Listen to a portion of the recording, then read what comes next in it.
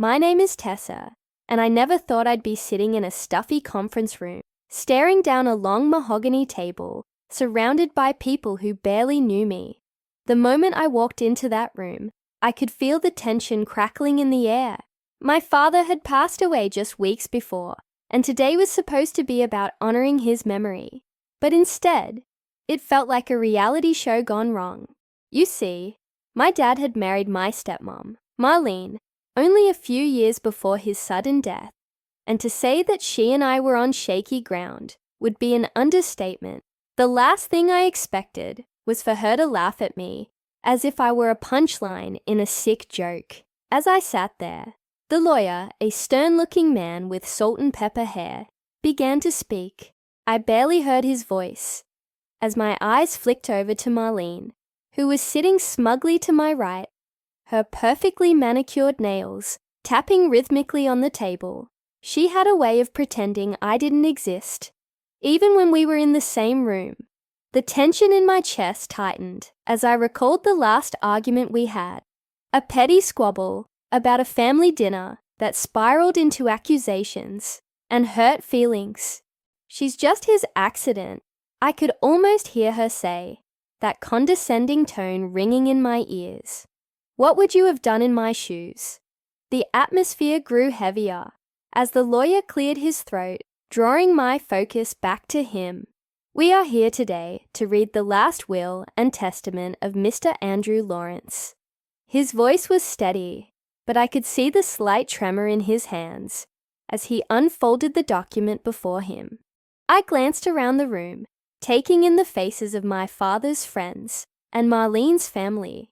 None of them had any idea what this moment meant to me. They were strangers, yet they were intruding on my grief, and I felt the urge to scream at them to leave. Andrew Lawrence was more than just a name on a piece of paper. He was my father, a man who had a complicated relationship with love and family. I had spent years trying to understand him, to connect, but he often pushed me away, drawn instead to Marlene's bright smile and bubbly laughter. I never stood a chance against that.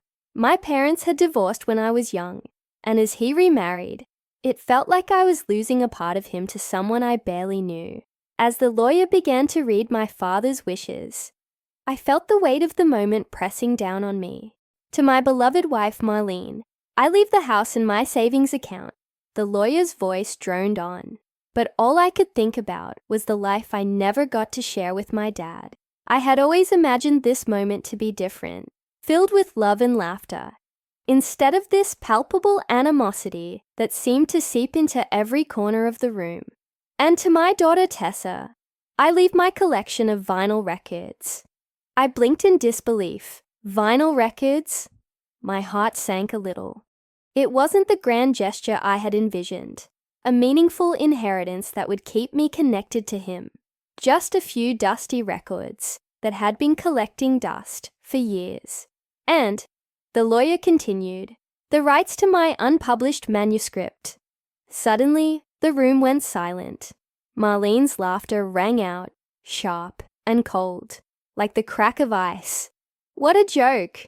She's just his accident," she said, her voice dripping with sarcasm. I felt my cheeks flush as anger surged through me. How dare she?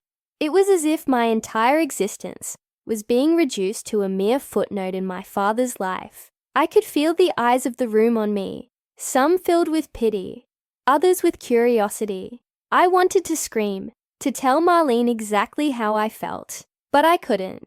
Instead, I clenched my fists under the table, trying to maintain my composure. Then, something unexpected happened. The lawyer continued, "In addition to the records and manuscript, Tessa will also receive the family heirloom." My heart raced. The family heirloom. I had heard whispers about it. A beautiful, intricately designed locket that had been passed down through generations, but it had always seemed out of reach. A treasure I would never hold. I could barely process what that meant. As the lawyer announced the heirloom, I noticed the expression on Marlene's face shift from smug amusement to something darker, almost panicked. I could see the wheels turning in her head, and the realization hit me. She hadn't known about it. I was struck by a mix of elation and dread. What did it mean to inherit this locket? Would it bridge the gap between my father's memory and my own existence? Or would it only deepen the rift between Marlene and me? The room erupted into murmurs, and I felt like a spectator in my own life. The tension was palpable as I tried to piece together my feelings. I had a complicated relationship with my father, but at least now I had something tangible to remember him by. But the question loomed large. What would I do with this inheritance in the presence of a woman who had made it clear I was not welcome?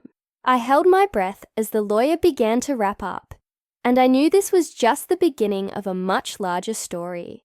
I couldn't shake the feeling that my life was about to change in ways I couldn't yet imagine. Would I be able to stand my ground against Marlene? Or would I once again fade into the background of my father's legacy?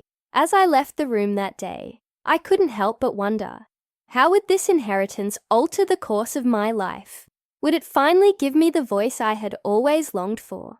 I stepped out of that stuffy room, the weight of the locket feeling heavier in my pocket than it had in my palm. The hallway was dimly lit, and the muffled sounds of conversation floated in the air, a stark contrast to the turmoil inside me. I walked slowly, my mind racing, questioning everything that had just happened. I could still see Marlene's face, twisted into that mocking smile, as she dismissed me like I was an afterthought. Just a happy accident in my father's life. The words stung, and I could feel the heat rising in my cheeks as I replayed the moment over and over. As I made my way to the parking lot, I noticed a few distant family members, chatting animatedly, their laughter ringing hollow in my ears. They seemed to move on effortlessly, while I stood there feeling like an outsider in my own family. It was as if I had been erased from the narrative of my father's life, reduced to a mere footnote in someone else's story. My heart ached, not just for my father, but for the relationship we had never truly built, the conversations we had never shared.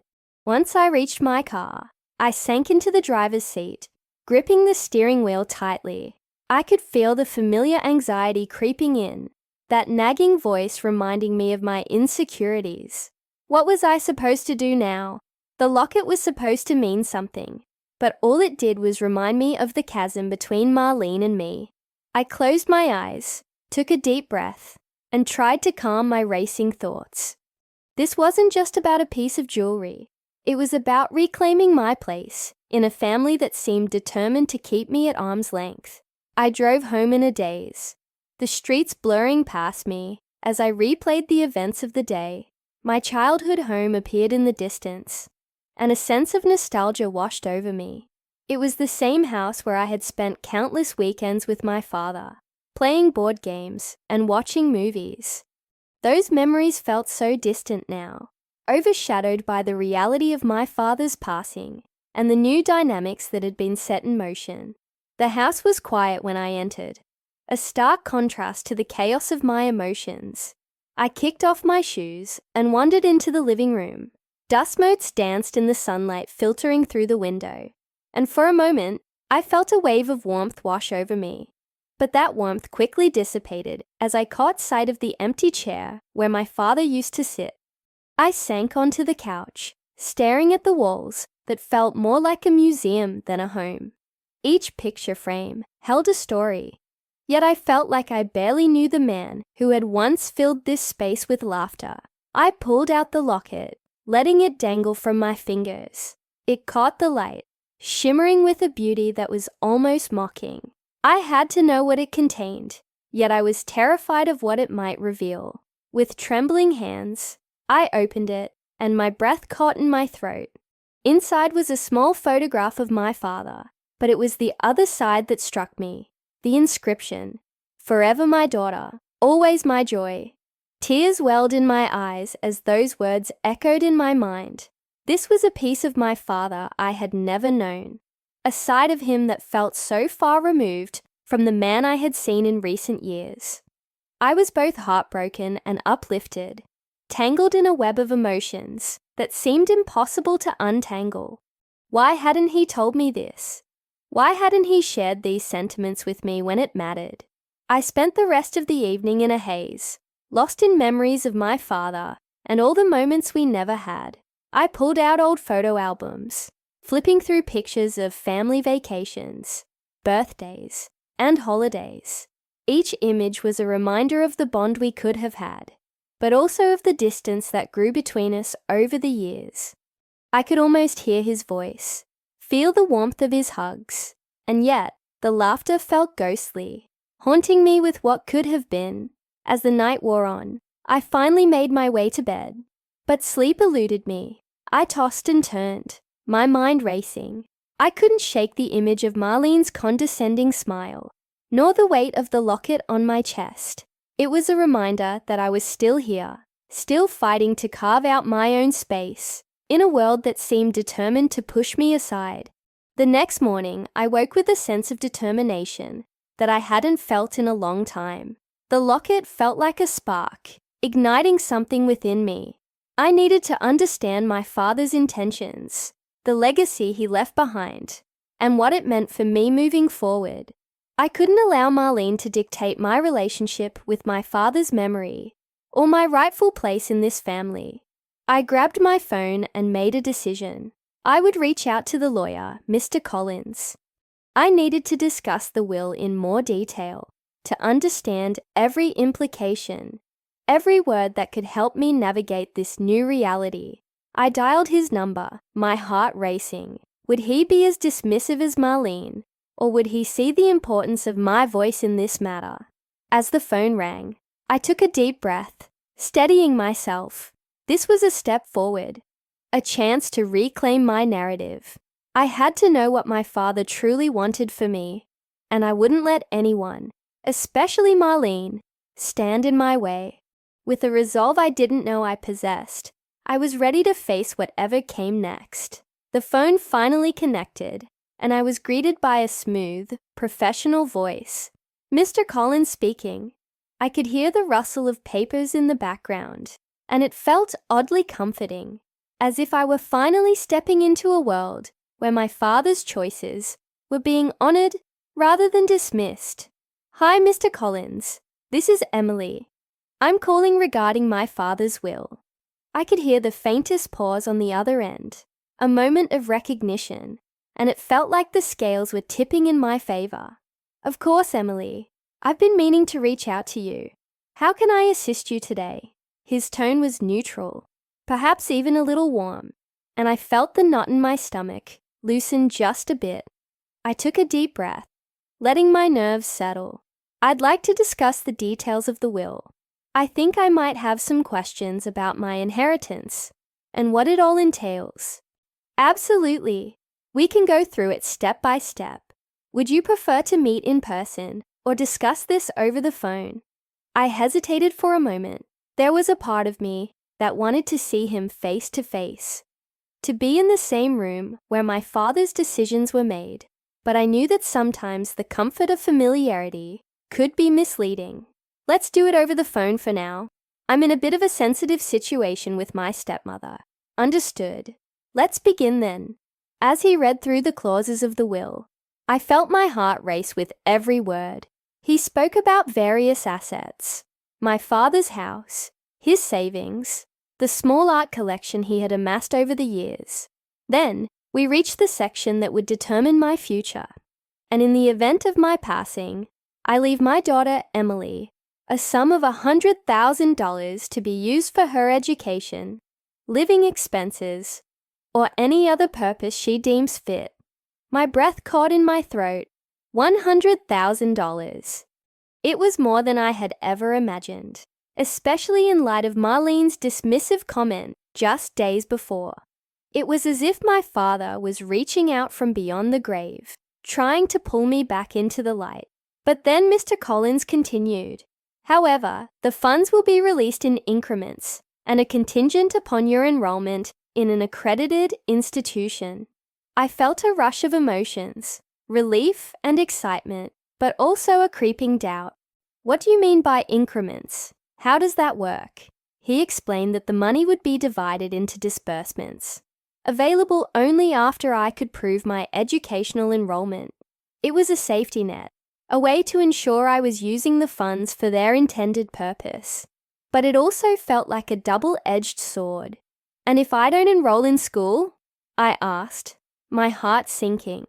Then the funds would revert to the estate. I could hear the clock ticking. In the silence that followed, it felt as if my entire future hinged on that one question. My mind raced back to Marlene, laughing at the will reading, declaring me an accident. I was more than just a sum of money to her. I was my father's daughter, and I had a chance to prove that. Can you tell me about the other provisions? What about the house? I mean, does Marlene get anything? Yes, she does. The house is to be transferred to her, as she was living there with your father. However, there are stipulations regarding its sale and any potential profits. It may be beneficial for you to have a lawyer review those terms as well. My heart sank again. The house was my childhood home, filled with memories, both cherished and painful. Knowing that Marlene would have ownership felt like a slap in the face. And I have no say in this. Not according to the terms of the will, Emily. Your father made his decisions with care, and I can assure you they were made with your best interests in mind. I didn't feel like my best interests were being prioritized. It felt more like my father was trying to balance the scales between his past and present, and I was just one piece of a much larger puzzle. After our call ended, I sat in silence, absorbing the news. I felt an overwhelming sense of responsibility wash over me. With the money came expectations, and with expectations came pressure. I had to figure out what I wanted, who I wanted to be, and how I would navigate the complexities of my new life. For days, I was lost in thought, contemplating the implications of my father's will. I started researching schools, looking into programs that might interest me. But every time I sat down to fill out an application, my mind would drift back to Marlene's face, that sneer of superiority. Then, one afternoon, as I scrolled through potential courses, I stumbled upon something that caught my attention, a program in psychology. I had always been fascinated by the human mind, by what makes us tick, and it felt like a natural fit. This could be my way of reclaiming my narrative, of taking control of my life and my future. I spent hours researching the program, jotting down notes, and envisioning what my life would look like if I pursued this path. The more I learned, the more excited I became. I could see myself sitting in lecture halls, engaging in discussions, and maybe, just maybe, making a mark on the world. The thought energized me, but with it came the realization that I needed to act quickly. The deadlines for applications were approaching, and I had no time to waste. I could almost hear the ticking clock again, urging me to make a decision and seize this opportunity before it slipped through my fingers. But as I prepared my application, the shadow of Marlene loomed larger than ever. Would she try to thwart my plans? Would she laugh if I failed? It was a daunting prospect, but I couldn't let fear hold me back any longer.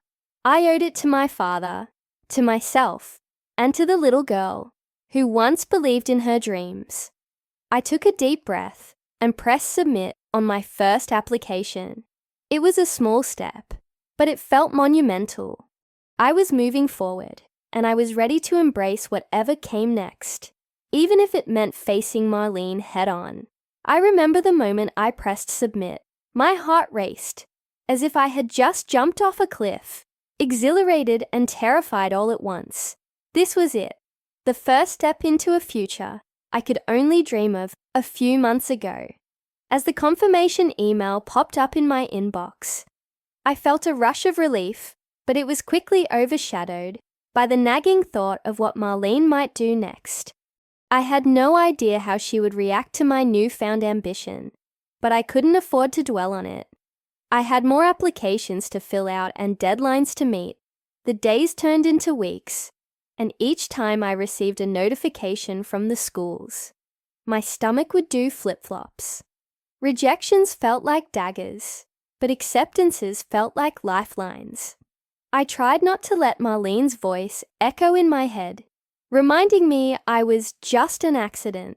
I was determined to prove her wrong, even if it was just to myself. One late afternoon, I was sitting at my kitchen table, surrounded by a mess of papers, when my phone buzzed. I glanced at the screen and saw a message from my childhood friend, Sarah. "Hey, want to grab coffee tomorrow?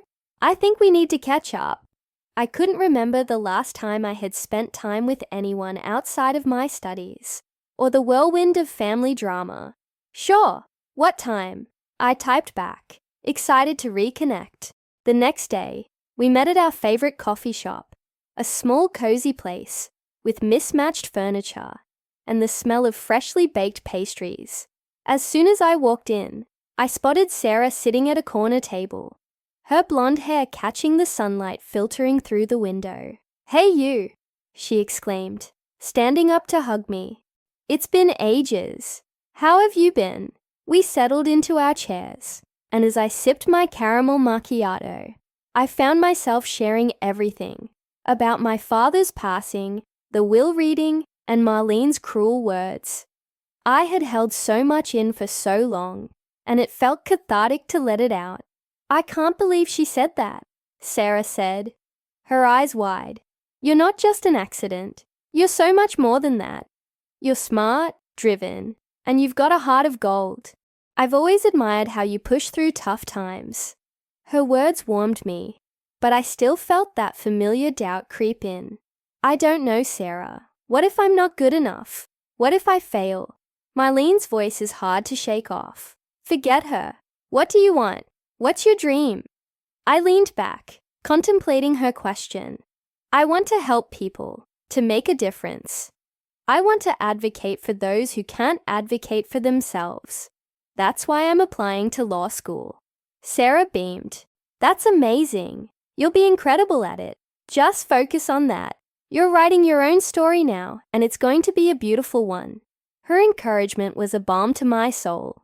We spent the rest of the afternoon reminiscing about our childhood, laughing over shared memories, and dreaming about our futures. As I walked home, I felt lighter, as if I had shed some of the weight that had been pressing down on me since Dad's passing. But the reality of my situation was still looming.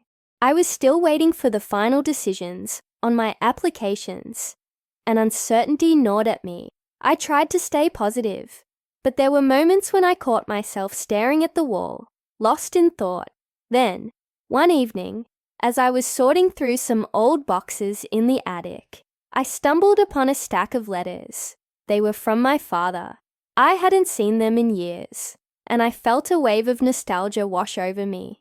I sat on the floor, surrounded by dust and memories, and started to read. Each letter was filled with encouragement, love, and pride. He had written about his hopes for me, how he believed I could achieve anything I set my mind to. I could almost hear his voice in the words, and I was overwhelmed with emotion. Tears streamed down my face as I realized how much he had supported my dreams, even when I was too young to understand. One letter stood out. It was dated just a few weeks before he passed. In it, he wrote about the importance of resilience. "Life will throw challenges your way, but you have the strength to rise above them. Don't let anyone, especially not negativity, define who you are. You are my daughter, and you are capable of greatness." Those words resonated with me. My father believed in me, even if Marlene did not. I stood up, wiping my tears away, and made a silent promise to honor his memory by pursuing my dreams with everything I had. The next few weeks were a blur of waiting and anxiety. I checked my email obsessively, longing for the acceptance letters that would validate my efforts and my father's faith in me. Then, one day, as I was getting ready for work, I heard the familiar ping of an email notification. I rushed to my laptop, heart pounding.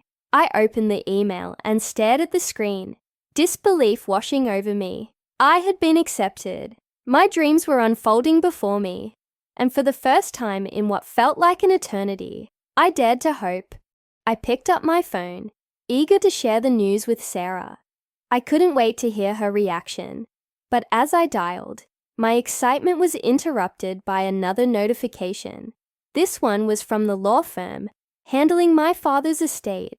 I opened the email cautiously. It contained an invitation for a follow-up meeting regarding the remaining assets. My stomach dropped. I had been hoping the will reading was the end of that chapter, but now it seemed I was being pulled back into the whirlwind of family drama. As I prepared for the meeting, a mix of anticipation and dread washed over me. What else would I have to face?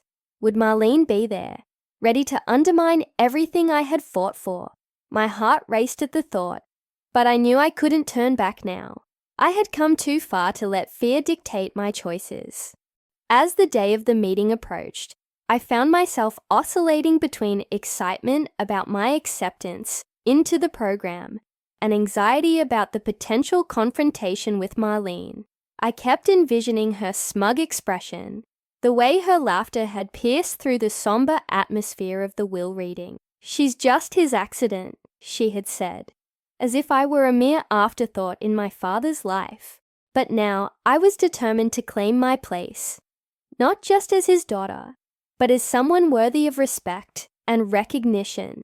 The morning of the meeting, I dressed carefully, opting for a simple yet elegant outfit that reflected my newfound confidence.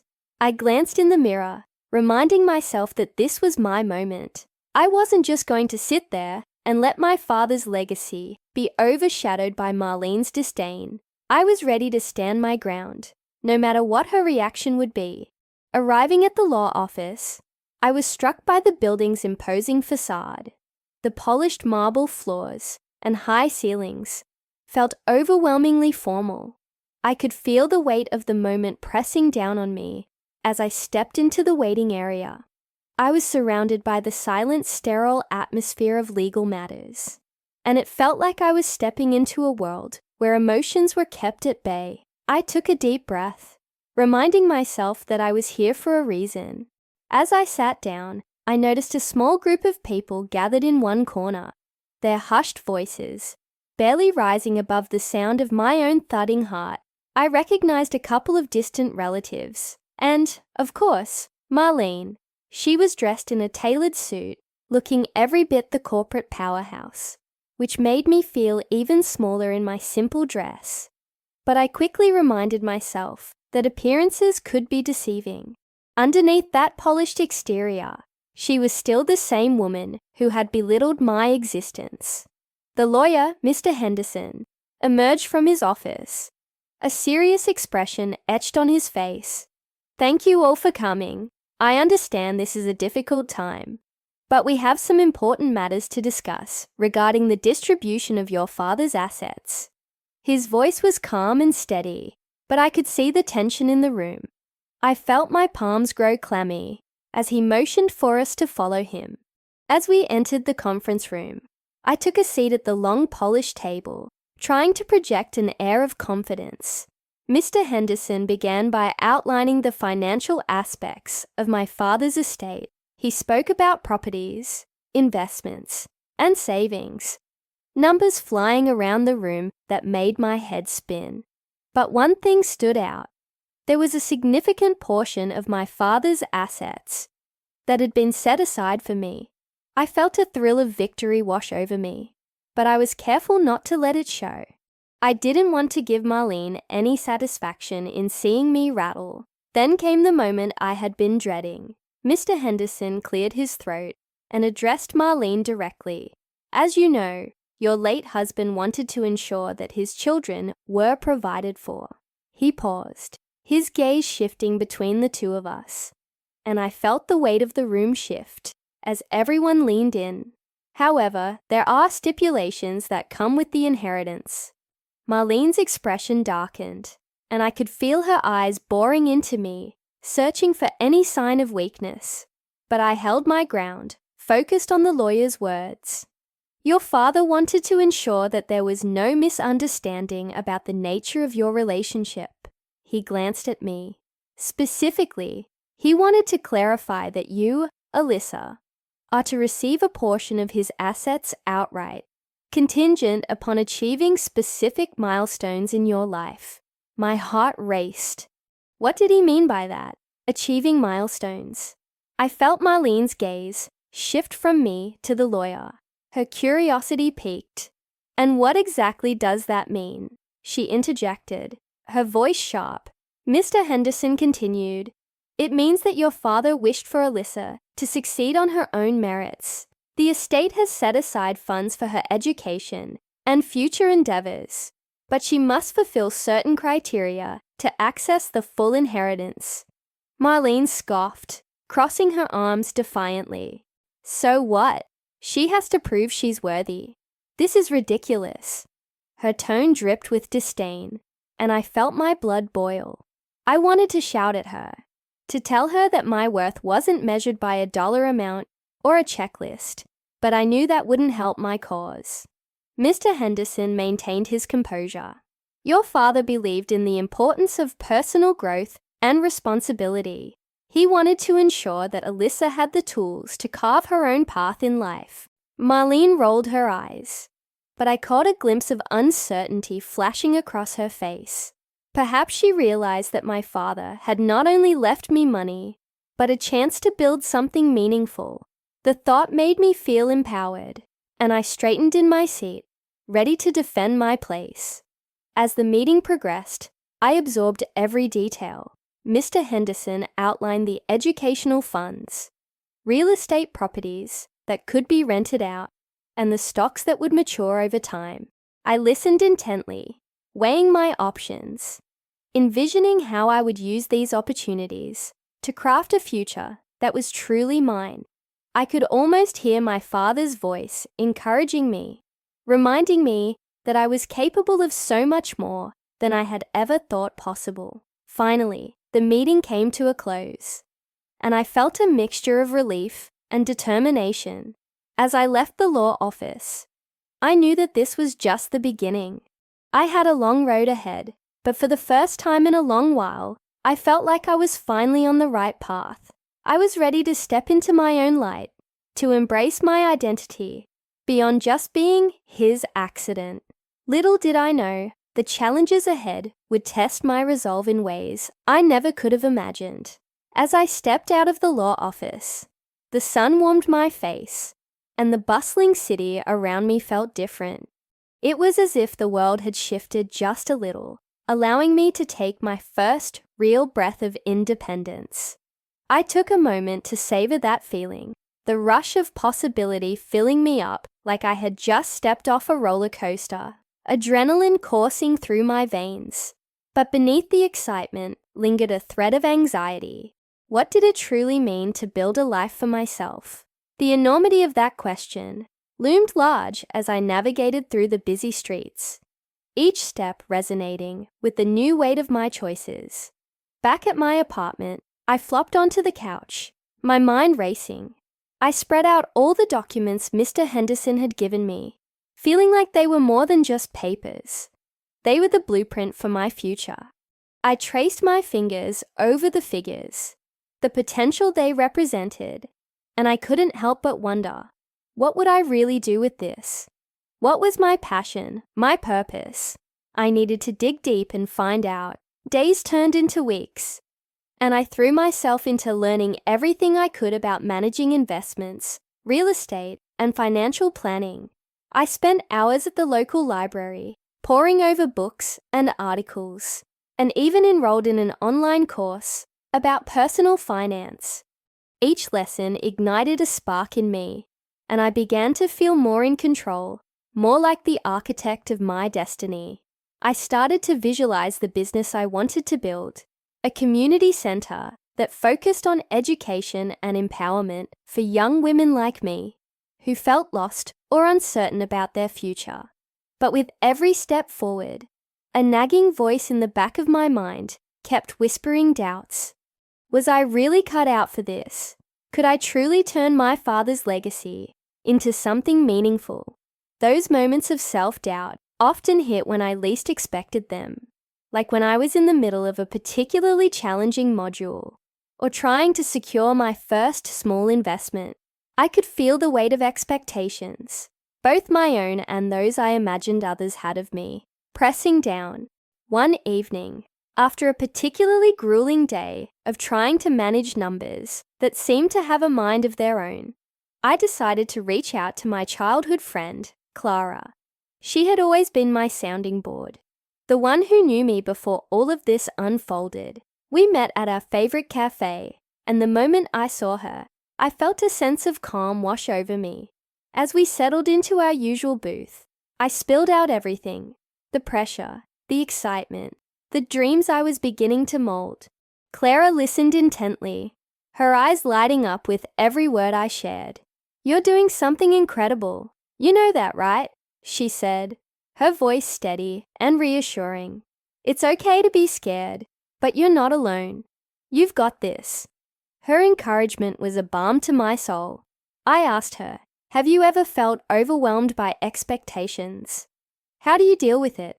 I wanted to know how she navigated her own path, feeling lost at times, but still managing to find her way. Her response resonated deeply. "I think we all feel that pressure, especially when we care about what we're doing. But you have to remember, it's your journey. Don't compare yourself to others. Just focus on what you want and take it one step at a time." Her words stuck with me, and I left the cafe feeling lighter, the weight of my ambitions feeling more manageable. I returned to my studies with renewed vigor, but that pressure remained, lurking like a shadow. I often wondered if anyone else felt this way. So, I pose the question to you: have you ever felt that pressure to succeed? What did you do to overcome it? Let me know below. As weeks passed, I began to put my plans into action. I started small by organizing workshops in my community, focusing on financial literacy for young women. I collaborated with local businesses and even reached out to mentors who could help guide me. Each workshop was met with enthusiasm, and the feedback I received was overwhelming. I could see the impact I was making, not just in my own life, but in the lives of others. But just as things seemed to be falling into place, I faced a setback. One of my potential partners, a local nonprofit that I had worked hard to align with, suddenly pulled out. They cited budget constraints, and it felt like a punch to the gut. I remember sitting on my bed that night, staring at the wall, feeling the familiar wave of doubt crashing over me. Was I chasing a dream that was too big? Was I destined to fail? The answer came to me slowly. I remembered Clara's words, the countless hours I'd put into my learning, and the lives I had already started to touch. I realized that setbacks are part of the process, not the end of it. I would regroup, rethink my approach, and find new partners who shared my vision. The next day, I reached out to local colleges and community organizations.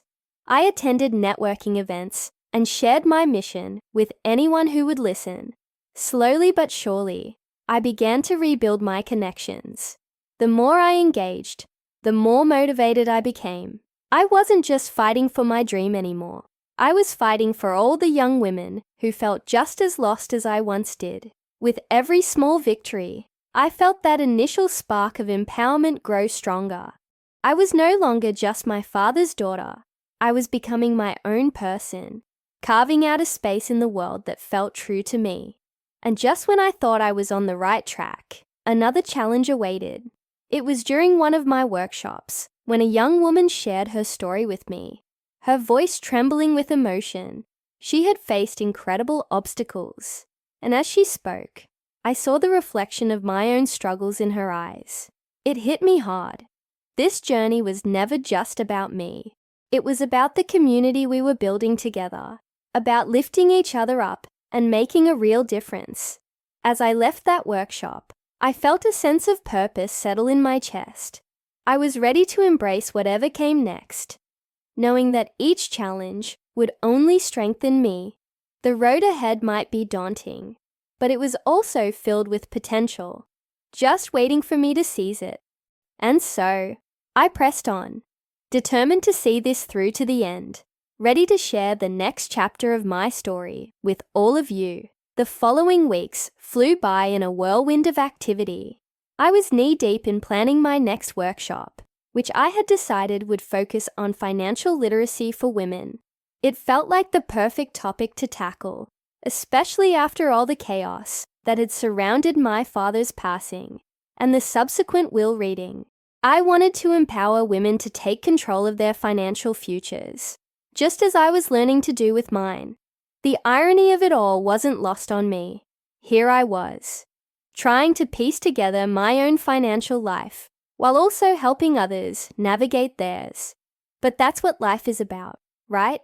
Learning and growing together. I remember one evening, sitting in my tiny apartment with a pile of notes and resources spread out before me, and I felt an overwhelming sense of responsibility. I wanted to ensure that the women who came to my workshop left feeling informed and inspired. I wanted them to know that they weren't alone in their struggles, that it was okay to ask questions and seek help. My phone buzzed, pulling me out of my thoughts. It was a text from Sarah, my best friend, asking if I wanted to grab dinner. I hadn't seen her in weeks, and I realized how much I missed our talks. We met at our favorite little diner, a cozy spot where the smell of freshly baked pies always filled the air. As we settled into our booth, I could see concern etched on her face. "How are you really doing?" she asked, her eyes searching mine. I took a deep breath, knowing I needed to be honest. "I'm okay, I think. Busy, you know. I'm planning a workshop, and it feels like everything is falling into place.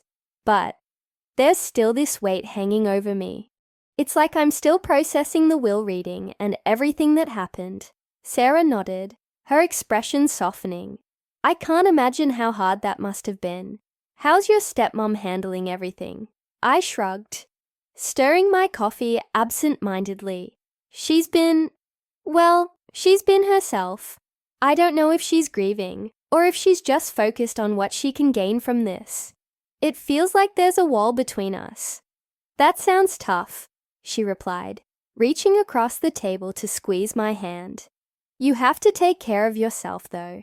You're doing so much for others, but don't forget about you." I appreciated her concern, and it struck me how much I needed that reminder. I was so engrossed in building this community that I sometimes forgot to check in with my own heart. After dinner, we walked around the neighborhood, the crisp evening air feeling refreshing against my skin. It was good to be outside, away from the chaos of my thoughts. As I prepared for the workshop, I spent countless nights organizing materials, reaching out to local organizations to see if they would collaborate, and even creating a social media campaign to spread the word. I wanted to attract a diverse group of women, each with their own unique story and experiences. I put a lot of pressure on myself, wanting it to be perfect, wanting to make a real impact. The day of the workshop finally arrived, and I woke up with a mix of excitement and nerves churning in my stomach. I dressed in my favorite blazer, a bold color that always made me feel confident, and took a moment to look in the mirror. "You've got this," I whispered to myself. When I arrived at the venue, a cozy community center with warm lighting and vibrant artwork on the walls, I felt a surge of energy. Women of all ages started to trickle in, some familiar faces from previous events, but many I hadn't met before. I greeted each one with a smile, feeling the atmosphere shift as conversations bubbled around us. As I began the workshop, I could see the eagerness in their eyes. I shared my own story, emphasizing the importance of understanding finances, setting boundaries, and advocating for ourselves. The room was filled with nods of agreement and the occasional murmur of encouragement. I could feel our collective strength growing. As we tackled topics that had once felt daunting, I encouraged open discussions, asking questions, and inviting everyone to share their own experiences. One woman, Maria, opened up about her struggles with debt after her husband's unexpected passing. The room fell silent as she spoke, her vulnerability connecting us all in that moment. I shared my story about the will reading and how it felt like a punch in the gut to realize that I wasn't just fighting for my inheritance. I was fighting for my identity. As the workshop progressed, I felt lighter, as if the burdens I had been carrying were slowly being lifted. The laughter, tears, and shared moments of triumph felt like a healing balm, reminding me that we were all in this together. By the end of the session, I could see the empowerment radiating from everyone. It was a beautiful reminder of why I started this journey in the first place. Afterward, as women mingled, exchanging contact information and forming new connections, I felt a sense of fulfillment wash over me. I had taken a step forward, not just for myself, but for all of us. I realized that this was more than just a workshop. It was a community, and in that moment, I understood that we all have the power to rewrite our narratives, no matter the challenges we face. As I packed up my materials, I caught a glimpse of Sarah in the back, her proud smile making my heart swell. I knew I had her support, but more importantly, I now felt a deeper connection to all the women who had shared their stories with me that day.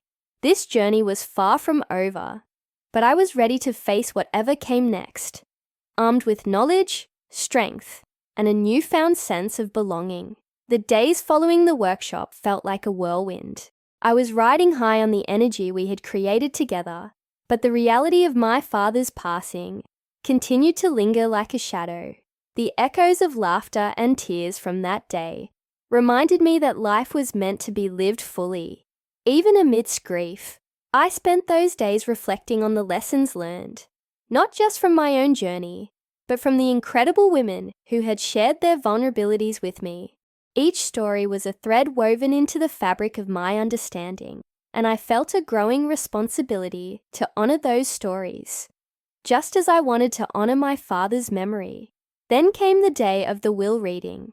I remember waking up feeling like I had a weight on my chest. The air felt thick with unspoken words and unresolved emotions. My stepmom, Linda, had always been a source of contention for me. She married my dad when I was just a teenager, and while I wanted to believe she loved him, there were moments when I felt like I was sharing him with a stranger. The prospect of facing her again filled me with a mix of dread and determination. The atmosphere at the lawyer's office was tense. I arrived early, and as I sat in the waiting room, I could hear the sound of my heart pounding in my ears.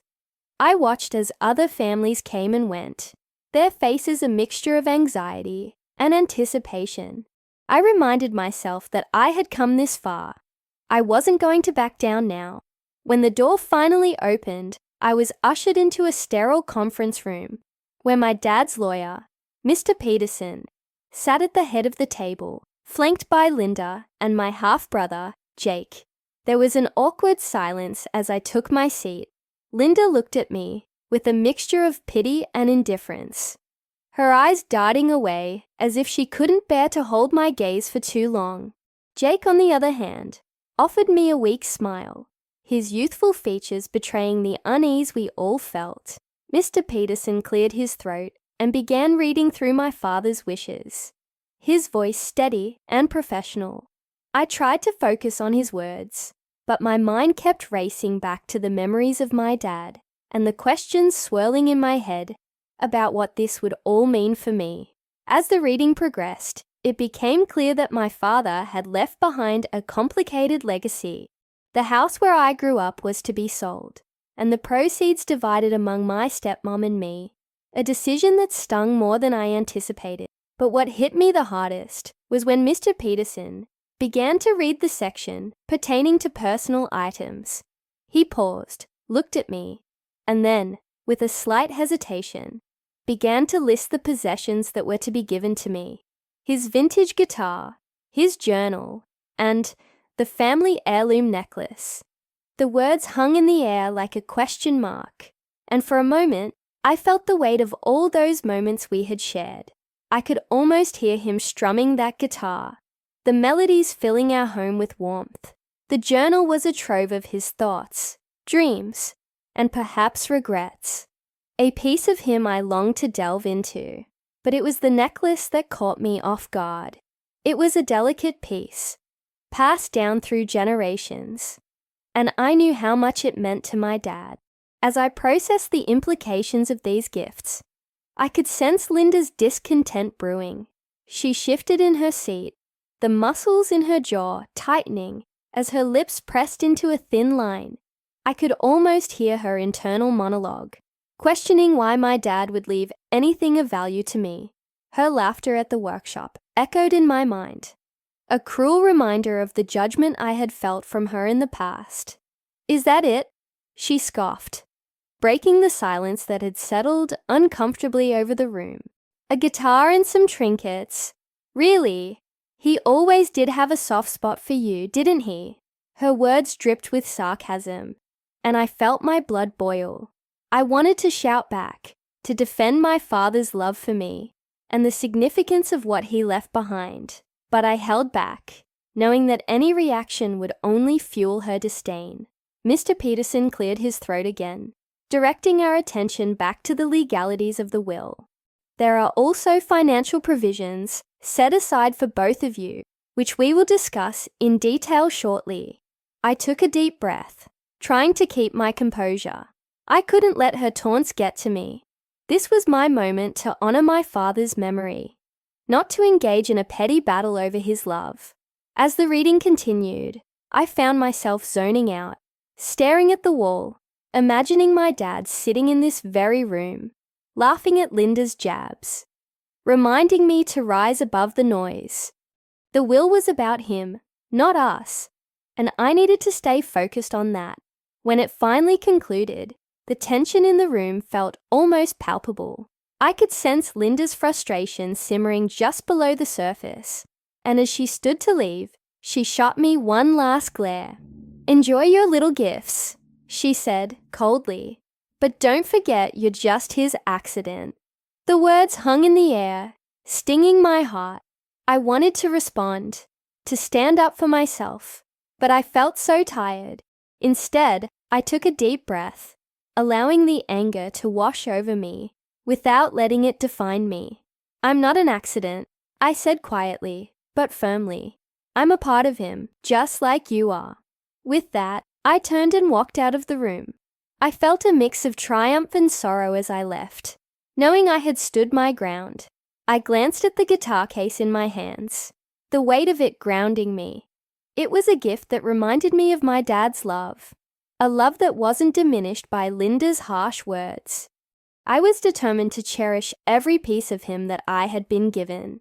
As I stepped outside, the cool air hit my face, like a splash of water, jolting me back to reality. I needed to process everything that had just happened. The sun hung low in the sky, casting long shadows across the pavement, and I found myself wandering toward the park down the street. It had always been a place of solace for me, a sanctuary where I could gather my thoughts and find a little peace. I sat down on one of the weathered benches, the wood rough against my palms, as I placed the guitar case beside me. I opened it slowly, revealing the instrument nestled inside, its polished surface glinting in the fading sunlight. It felt surreal to have this tangible piece of my dad with me, something that carried his spirit and love. I ran my fingers over the strings, and for a moment, the world around me faded away. Music was always our shared language, a way for him to express what words sometimes failed to convey. As I started to pluck a few notes, memories flooded my mind. Afternoons spent in the living room, his voice guiding me through chords, his laughter ringing through the air as I struggled to get it right. I could almost hear him cheering me on, telling me that I had what it took to make beautiful music. In that moment, the tension from the will reading felt like a distant echo, overshadowed by the warmth of those cherished memories. But then, Linda's words crept back in, cold and biting. "You're just his accident." I couldn't shake them off so easily. What did she know about our relationship? She had married my dad when I was already a teenager, and while I had tried to be amicable, there had always been a wall between us. I was the daughter he had when he was young and reckless, while she was the carefully curated version of family he crafted later in life. But did that make me any less of a daughter? I took a deep breath, trying to dispel the negativity. The reality was that I had a choice. I could let her words dictate my worth, or I could embrace the love my dad had given me. I chose the latter. Picking up the guitar again, I strummed a few chords, letting the music wash over me.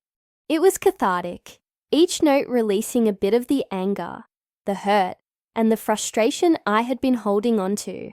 As I played, I noticed a couple of kids running around, laughing as they chased each other, their joy infectious. I couldn't help but smile at their carefree spirits, a reminder of the innocence I once had.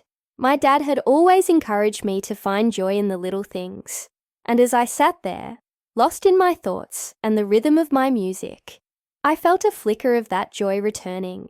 After a while, the sun began to dip below the horizon, painting the sky in hues of orange and pink. I reluctantly closed the guitar case, knowing I had to head home soon. But as I stood up, I felt a sense of clarity wash over me.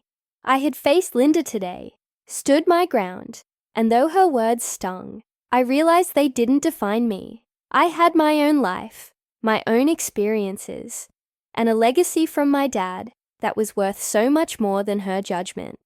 The walk home felt lighter, and I reflected on what I wanted to do next. I had inherited not just the guitar, but also a new sense of purpose. Maybe it was time for me to find my voice in the world, to honor my father's memory by pursuing my passion for music. I thought of the songs I had written in my notebook, the ones I had tucked away, fearing they weren't good enough, but maybe, just maybe, it was time to share them. When I finally reached home, I found myself standing outside my door, hesitating for a moment. I could hear Linda's voice in the back of my mind, but I pushed it away. I was tired of letting her negativity seep into my life. I entered the house, determined to reclaim my space. Inside, I found Linda in the living room, flipping through a stack of papers. She glanced up when I walked in, her expression unreadable. "You're back," she said, her tone neutral. "Yeah, I needed some air," I replied, trying to keep my voice steady. I was surprised to find that I didn't feel as intimidated by her presence. It was almost liberating. "Did you play?" she asked, a hint of sarcasm in her voice. "I did," I said simply, refusing to let her tone get to me. It helped clear my head. Linda rolled her eyes, and for a moment, I wondered if I should even engage with her. But instead, I decided to take the high road. "You know, I think it's important to honor what he left behind. His love for music was a big part of who he was." She scoffed, but I didn't let it bother me. I could see she was struggling with her own insecurities, and I felt a twinge of sympathy for her. Perhaps, deep down, she feared being overshadowed by my memories of my dad. "I just think it's funny," she said, trying to regain control of the conversation. "You acting all sentimental about something you barely knew." I took a deep breath, reminding myself to stay calm. "I may not have known him as well as you, but he was still my dad, and I won't let anyone take that away from me." Her eyes narrowed, but before she could respond, I turned and walked away. I didn't need to engage in a battle of words. I had my own journey to focus on, one that involved honoring my father's legacy through my music. I could feel the determination building inside me, the desire to create something beautiful in his memory. As I settled into my room later that night, I pulled out my notebook and opened it to a blank page. The room was quiet, and the only sounds were my own breathing and the soft rustle of the pages. I felt a surge of inspiration as I picked up my pen, ready to write my first song in his honor. It was time for me to step into the light, to let my dad's memory guide me forward, not just through his things, but through my own voice. As I sat in my room, the weight of everything that had happened began to settle in. I stared at the blank page, feeling the gravity of my emotions swirling around me like a storm. It was as if the memories of my dad were whispering to me, urging me to put pen to paper, to let the music flow. I took a deep breath, trying to center myself, and began to write. The first words came easily, pouring out of me like a river rushing downstream. I wrote about the joy he brought into my life, the moments of laughter, and the warmth of his embrace. I remembered the way he would play guitar on lazy Sunday afternoons, his laughter mingling with the strum of the strings, filling our home with music and love. Each line I wrote felt like a thread connecting me to him, a way to preserve the essence of who he was. I poured out my heart, recalling the lessons he taught me, the dreams he encouraged me to chase, and the resilience he instilled in me. This song was not just a tribute, it was a lifeline. I needed this to heal, to find my footing in a world that felt so unsteady after his passing. By the time I reached the end of the first verse, I felt a sense of release. I closed my eyes and imagined him there, nodding along to the rhythm, a proud smile on his face. I could almost hear his voice, encouraging me, telling me that I was capable of anything I set my mind to. I was grateful for that. It was a small comfort amidst the chaos of grief and the complexity of family dynamics. After a few hours, I had crafted something I was proud of. I couldn't help but feel a flicker of excitement. This was my way of standing up to the world, of proving that I was more than just his accident. I was his daughter, and I had every right to express my grief and my love. I decided to call the song Legacy, a fitting title that embodied everything I wanted to convey. The next morning, I woke up feeling renewed. I had an idea in mind. I would perform my song at the memorial gathering we were planning for my dad. It felt right to share this part of me with those who loved him, to allow them to feel the emotions I had poured into the lyrics. As I prepared for the gathering, I couldn't shake the nerves that crept in. Would people understand? Would they connect with my words? Or would they dismiss it like my stepmom did? I shook off those thoughts and focused on the positive. This was about honoring my dad, not about what anyone else thought. When the day arrived, the atmosphere was heavy with a mixture of grief and celebration. Friends and family filled the small venue we had chosen. I could see familiar faces, people whose lives my dad had touched in one way or another. There were tears, laughter, and a palpable sense of community. It was heartwarming to witness so many people coming together to remember him. I felt a sense of belonging, despite the lingering tension from the will reading. As the time for my performance approached, I took a moment to gather my thoughts. I could hear the faint sound of my heart pounding in my ears. I stepped outside to take a deep breath. The air was crisp, and the sun peeked through the clouds, casting a gentle light over everything. I closed my eyes for a moment, visualizing my dad's face, his eyes sparkling with encouragement. When I stepped back inside, the room was filled with hushed conversations, and I could feel the energy shift as people started to settle down. I took a deep breath, picked up the guitar, and walked towards the makeshift stage. As I looked out over the crowd, I spotted my stepmom sitting in the front row, arms crossed, an expression of skepticism on her face. I felt a surge of determination wash over me. This wasn't about her. It was about my dad and my healing. As I started to play the first chords of Legacy, I poured my heart into every note. The words flowed out, weaving a tapestry of memories and emotions. I felt the weight of grief lift slightly, replaced by a sense of purpose. I could see people nodding along, some wiping away tears, others smiling at the memories I was evoking. It was a powerful moment, one that made me realize that my music had the ability to connect us all. When I finished, the room erupted into applause. I was overwhelmed by the love and support surrounding me. I took a moment to absorb it all, allowing the warmth of their appreciation to wash over me. I could see my stepmom's expression had softened, and for a brief moment, I felt a flicker of hope that perhaps she could understand, even if just a little. As I stepped off the stage, several family members and friends came up to congratulate me, their eyes shining with emotion. One of my dad's old friends pulled me into a hug, saying how proud my dad would have been. I could feel the weight of his words settling in, filling the cracks in my heart. After mingling for a while, I found a quiet corner to collect my thoughts. I was still buzzing from the performance, but a sense of unease crept back in as I spotted my stepmom again. She was chatting with a few family members, and I could sense the tension in the air.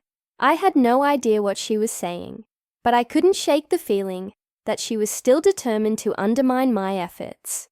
As the gathering began to wind down, I felt a mix of emotions. I was proud of myself for performing, but I was also acutely aware of the unresolved issues with my stepmom. I wanted to confront her, to clear the air, but I wasn't sure if now was the right time. I needed to process everything before diving into that conflict. That evening, as I lay in bed, my mind raced with thoughts of the day. I couldn't shake the feeling that this was just the beginning of a much larger journey. I had found my voice, but the battle for my dad's legacy and my own identity was far from over. The song had given me strength, but I knew I would have to continue fighting for my place in this new reality. I closed my eyes, letting the echoes of the day fade away, ready to face whatever came next. The following morning was grey and overcast, a sharp contrast to the whirlwind of emotions I had felt the day before. I could hear the faint sounds of rain tapping against my window, a soft but persistent reminder of the heaviness in my heart.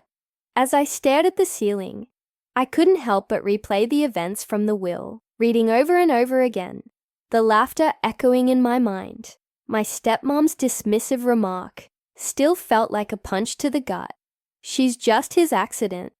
Those words stung more than I could articulate, and I felt a fire brewing within me, a desire to reclaim my narrative.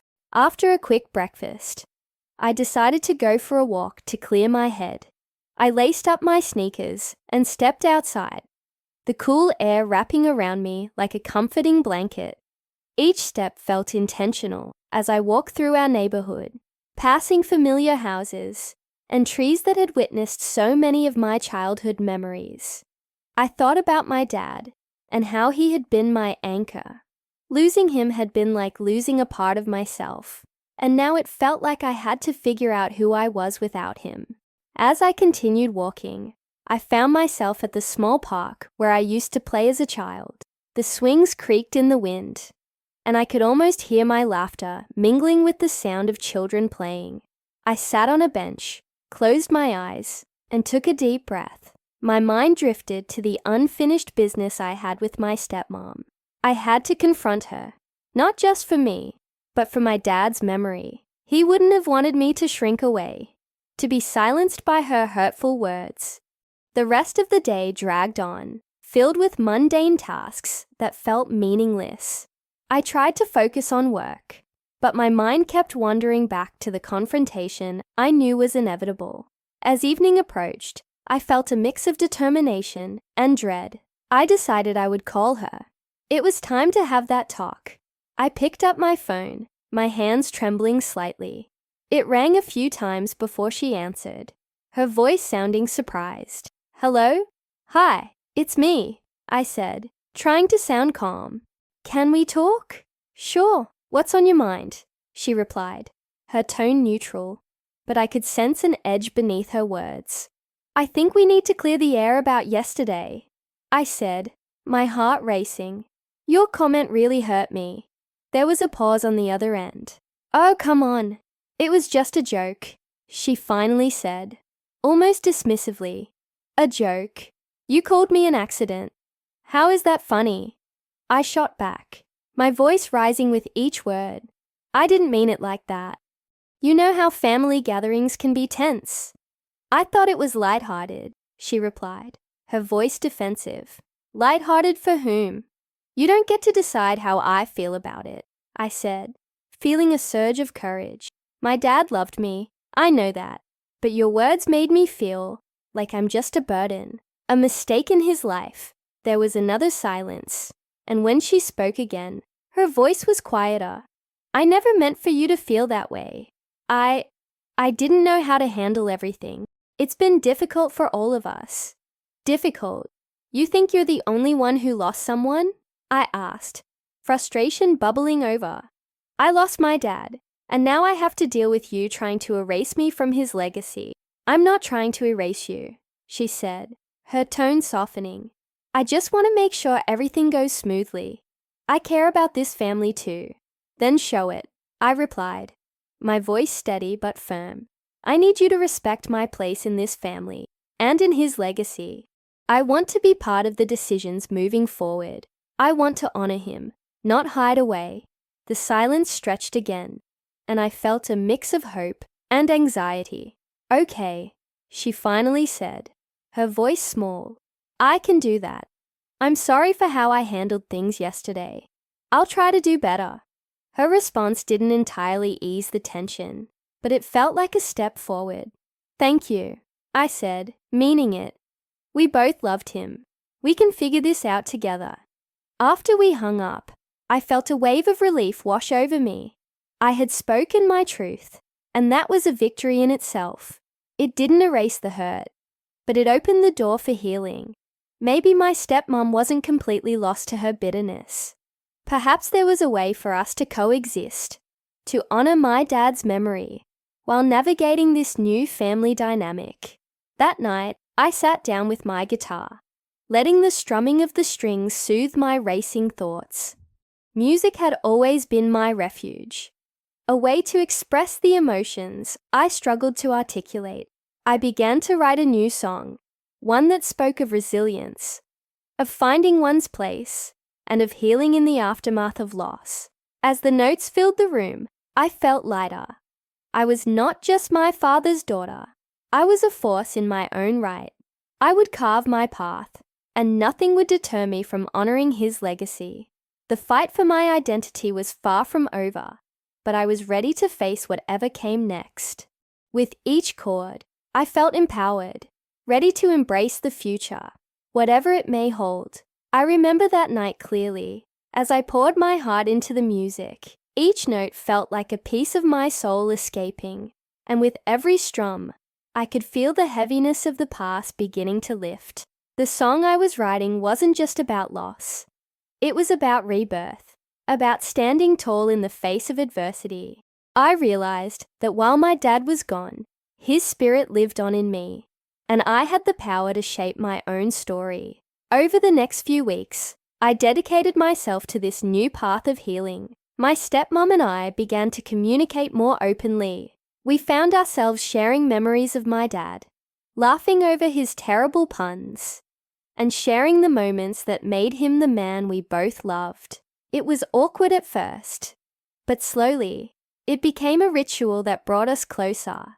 I learned to appreciate her perspective, realizing that her bitterness stemmed from her own grief. We were both navigating the murky waters of loss, but together we began to create a new foundation. I remember one afternoon, we were sitting on the porch, sipping iced tea. I turned to her and said, "You know, I think Dad would have loved seeing us together like this." She looked at me, her eyes glistening with unshed tears. And for the first time, I saw a hint of a smile break through her hardened exterior. "He always wanted us to be a family," she replied softly. In that moment, I knew we were making progress. We were learning to coexist, to support one another, and to honor his memory in our own unique ways. With my music, I began to perform at local open mic nights. Each time I stepped onto the stage, I felt an electric connection with the audience. I sang my new song, pouring out my emotions, and the response was overwhelming. People were touched by my story, and it felt cathartic to share my journey with others. I received messages from strangers who had experienced similar losses, who resonated with the feelings of confusion and sadness that I had once felt. It was incredible to see how vulnerability could connect us, and I found solace in knowing that I wasn't alone. As I continued to pour my heart into my music, I also began to explore other creative outlets. I started writing poetry, capturing the small moments of joy and heartache that life presented. I took up painting, allowing colors and strokes to express what words sometimes could not. My world was expanding in ways I never imagined possible, and I felt alive again. I was carving out a new identity, one that was not just tied to my father's legacy, but also to my own aspirations and dreams. Through all of this, I learned an important lesson about resilience. Life would throw curveballs at me, and there would still be days when the grief felt insurmountable, but I realized that I had the strength to face those moments head on. I learned to embrace the full spectrum of my emotions, the sorrow, the joy, the hope, and the fear. It was all a part of my journey, and instead of shying away from it, I welcomed it with open arms. One day, as I was walking through a local art fair, I stumbled upon a booth that showcased beautiful handmade journals. I picked one up, feeling the textured cover under my fingers. I knew I needed this journal to document my journey, to capture the thoughts and feelings that ebbed and flowed within me. It became a sacred space where I could express my inner struggles and triumphs. I started writing letters to my dad, sharing my experiences, my fears, and my victories. It was a way to keep our bond alive, even in his absence. As the months passed, I began to realize that healing isn't a linear path. There were setbacks, moments when the weight of grief would crash down on me. But each time I fell, I picked myself back up, armed with the tools I had learned: music, writing, connection. I reached out to friends and family, strengthening those bonds that had once felt fragile. I joined a support group for those who had lost loved ones, and it was there that I found a community of understanding and empathy. Looking back now, I can see how far I've come. I've transformed my pain into purpose, and I've built a life that honors my father while allowing me to thrive in my own right. I've learned the importance of allowing myself to feel, to express, and to connect.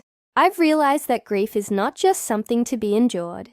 It's a part of the human experience, one that can lead to profound growth and understanding. As I sit here today, reflecting on my journey, I feel an overwhelming sense of gratitude. I'm grateful for the challenges that tested me, for the lessons that shaped me, and for the love that surrounded me, even in the darkest of times. I've learned that it's okay to ask for help, to lean on others, and to embrace the uncertainty that life brings. So, as I close this chapter and look ahead to the future, I want to leave you with a question. How have you transformed your own struggles into strengths? What lessons have you learned along the way? I'd love to hear your stories and experiences in the comments below. Remember, we're all in this together, navigating our own paths, and sharing our journeys can be a source of healing and inspiration for us all. Thank you for being a part of my story, and I can't wait to see where our journeys take us next.